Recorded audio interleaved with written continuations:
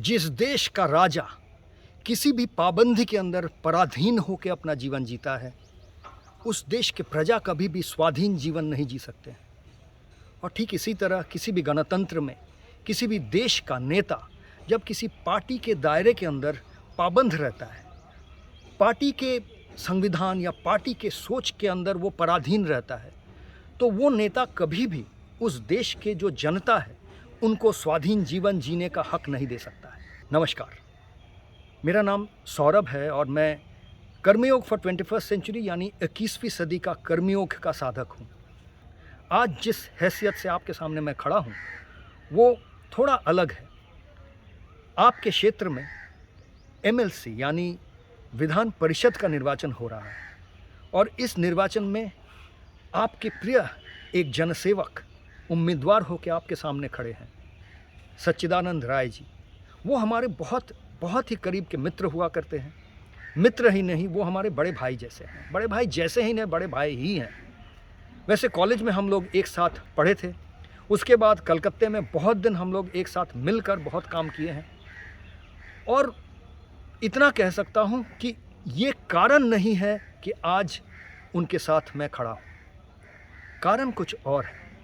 कारण ये है कि आज आखिरकार इतने साल पार्टी के दायरे के अंदर काम करने के बाद वो निडर तरीके से पार्टी से संन्यास लेकर, पार्टी से ऊपर आकर स्वाधीन होकर इस चुनाव को लड़ने का निर्णय किया है। वैसे तो आप जानते हैं कि वो बीजेपी के दायरे के अंदर बहुत साल काम करके आपका सेवा किए थे, लेकिन इस साल जब उन्हें टिकट नहीं मिला तब संपूर्ण निडर तरीके से उन्होंने जो ये निर्णय किया कि वो स्वाधीन होकर इस चुनाव लड़ के आपका सेवा करने के लिए उतर गए, तब हमें ये लगा कि ये बहुत ज़रूरी है कि उनके साथ आके खड़ा हो जाना। क्यों ये ज़रूरी है? क्योंकि एक प्रश्न जो उठता है सबके मन में है कि वो किस पार्टी का है। इसीलिए आप देखेंगे यहाँ प्रश्न भी ये था कि ये कौन से दल के प्रार्थी है ये महान जनसेवक। इस प्रश्न का जवाब देने के लिए आज हम आपके सामने आ गए। देखिए, कौन से दल के प्रार्थी है, इसमें शायद हर किसी को ये लग रहा है कि वो निर्दलीय है, उनका कोई दल नहीं है।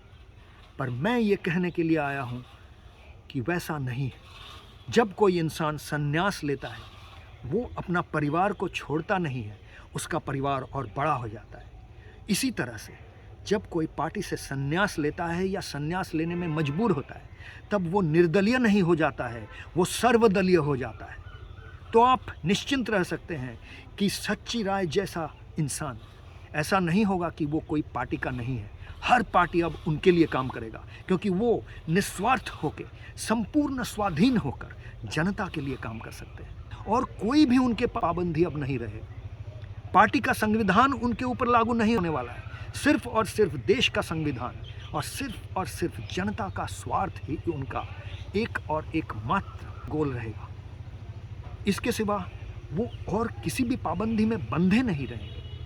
तो ऐसा कैसे नहीं होगा कि हर पार्टी उनके लिए काम कर पाएगा। और ये इतना ही नहीं, हमारा ये मानना है कि ये छोटा से एक निर्वाचन है, लेकिन ये एक नींव रखा जा रहा है जहाँ पार्टी के दायरे से निकलकर अच्छे इंसान, अच्छे लोग, शिक्षित लोग देश के विकास के लिए संपूर्ण तरह से अपने आप को डेडिकेट कर पाएंगे, समर्पित कर पाएंगे पार्टी के दायरे से निकलकर। और ये हमारा देश का राजनीति के लिए एक नया नींव रखा जा रहा है जिसको रख रहे हैं आपके प्रिय नेता सच्चिदानंद राय साहब। तो हमारा ये आप सब के साथ ये अर्जी है कि आप सब इस बात को समझें, उनको निर्दलीय न माने पर यह माने कि वो सर्वदलीय है।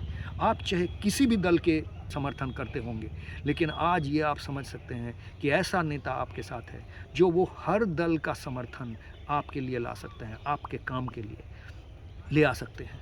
तो इस चुनाव का जो पड़ाव है, इसमें उनको इतना वोट दें कि सारे देश में लोग ये समझ जाएं किसी भी नेता चुनने के लिए सिर्फ पार्टी के ही होना पड़ेगा, ये ज़रूरी नहीं है। तो सिर्फ उनको जिताने से नहीं चलेगा, आप इतना वोट देकर जिताएं जैसे कि ये एक उदाहरण बन जाए कि कोई भी सच्चा इंसान अब ये सोच के पीछे ना हट जाए कि हमको पार्टी का सपोर्ट नहीं है।